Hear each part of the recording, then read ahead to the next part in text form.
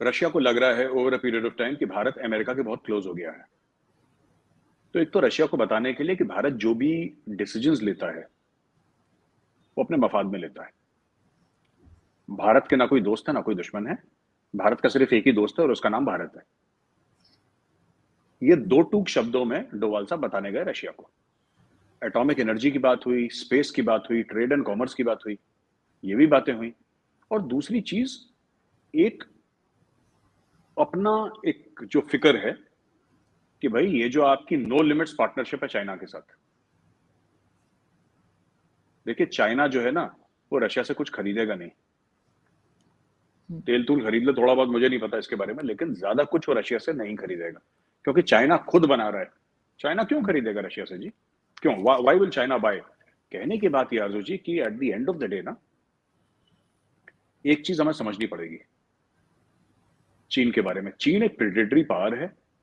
चीन बिल्कुल जिसको कहते हैं ना कि सबके पीछे पड़ा हुआ है कि इसकी जमीन ले लो, ये कर लो, वो पूरे दुनिया में कर रहा है वो चीन।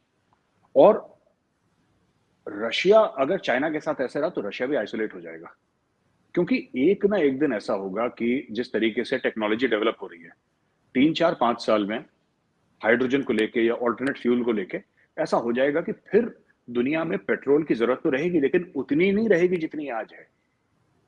दिल्ली में ही ले लीजिए, मैं दिल्ली की बात कहता हूं।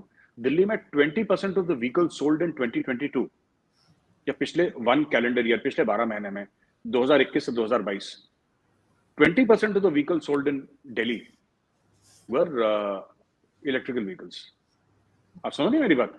20%, मतलब हर 5 में एक 2 साल के बाद ये 40% हो जाएंगे जिस तरीके से मोदी गवर्नमेंट उनको पुश कर रही है। और ये सिर्फ दिल्ली का मैं एग्जांपल दे रहा हूं, हर शहर में ऐसा हो रहा है। जैसे जैसे चार्जिंग का इंफ्रास्ट्रक्चर बढ़ रहा है, आपको पेट्रोल और भी चीजों के लिए चाहिए, बट प्राइमरीली जो आम आदमी को किससे फर्क पड़ता है? आम आदमी को उससे फर्क पड़ता है ना कि भाई पेट्रोल के दाम बढ़ गए, डीजल के दाम बढ़ गए, उसको अपनी गाड़ी में डालना है, अपनी स्कूटी में डालना है, अपनी मोटरसाइकिल में डालना है, इसलिए आम आदमी को। तो ये जो है बहुत ज्यादा हो रहा है। तो ये तेल के ऊपर या गैस के ऊपर या कोयले के ऊपर गुंडागर्दी मुझे लगता है ये 5 से लेकर 10 साल की है। इसके बाद ये नहीं चल पाएगी क्योंकि टेक्नोलॉजी इतनी अभी भी ऐसी गाड़ियां बन रही हैं आरजू जी जो सिंगल चार्ज में 500 से लेकर 700 kilometre, 500 to 700 kilometre single charge में चल रही हैं। अब आप देखिए 3 4 साल के बाद क्या होगा। एक रिपोर्ट आएगी कि एक ऐसी कंपनी है जिसने एक ऐसी बैटरी का इजाद करा है जहां पे एक चार्ज में 2000 किलोमीटर चल रही है। अगर कल आप मुझे ऐसी गाड़ी दे दें जो एक चार्ज में 2000 किलोमीटर चलेगी, मुझे पागल कुत्ते ने काटा है कि मैं जाके पेट्रोल या डीजल की गाड़ी लूंगा? मैं नहीं लूंगा। I not buy it, end of story. तो ये सब चीजें हमें समझने की जरूरत है अर्जुन जी। और ये भी रशिया को बताया है कि साहब देखो ऐसा है ना कि बिल्कुल चीन की गोद में मत बैठो क्योंकि हमारे भी कंसर्न्स हैं।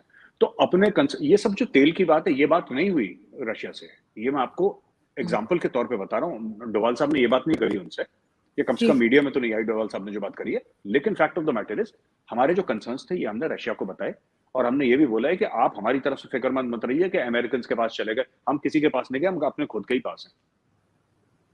नहीं, लेकिन देखें बहुत अच्छी गवर्नमेंट चल रही है मोदी जी की, चाहे आप फॉरेन पॉलिसी को देखें या जैसे अभी आप बता रहे थे अजय डोवल साहब का। तो लेकिन बीच बीच में मेरे साथ अजीब किस्म की न्यूज भी आ जाती हैं, जैसे बिल्किस बानो केस। इसको आप किस तरह देखते हैं? क्योंकि ये भी एक तरह का नाम तो खराब होता ही है ना कि कंट्री का, कि यहाँ पे इस तरह से उन मुजरिमों को छोड़ दिया गया। ये सब लोग ये बात कर रहे हैं। आज बड़ा एक हंगामा था सोशल मीडिया पे, मैंने देखा। ये जो बिल्किस बानो का केस है मैंने इतना फॉलो नहीं करा अर्जु जी। अब ये कोर्ट ने छोड़ा है, कैसे छूटे हैं मुझे, मैं डिटेल में नहीं गया, लेकिन मेरा ऐसा मानना है कि किसी भी औरत के साथ अगर रेप होता है ना तो ये बात जेल वेल तक जानी नहीं चाहिए। ये जेल तक बात नहीं जानी चाहिए, कोर्ट तक बात नहीं, इसको अंदर ही निपटा निपटो के खत्म करो उनको। और ये कर देना चाहिए इनका। They anybody who dishonours a woman और disrespects a woman has no business to be alive.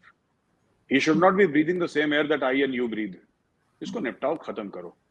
तो जो रेप के लॉज हैं भारत में, मुझे लगता है उनको और सख्त करने की जरूरत है। डेथ पनिशमेंट, डेथ पेनल्टी होनी चाहिए रेप के लॉज के बारे में, साफ सीधी बात है। और इसका डिटेल में मुझे नॉलेज नहीं है आरजू जी कि कैसे छूटे, क्योंकि जाहिर सी बात है अगर कोर्ट के हुक्म से अंदर गए होंगे तो कोर्ट के ही हुक्म से बाहर निकले होंगे।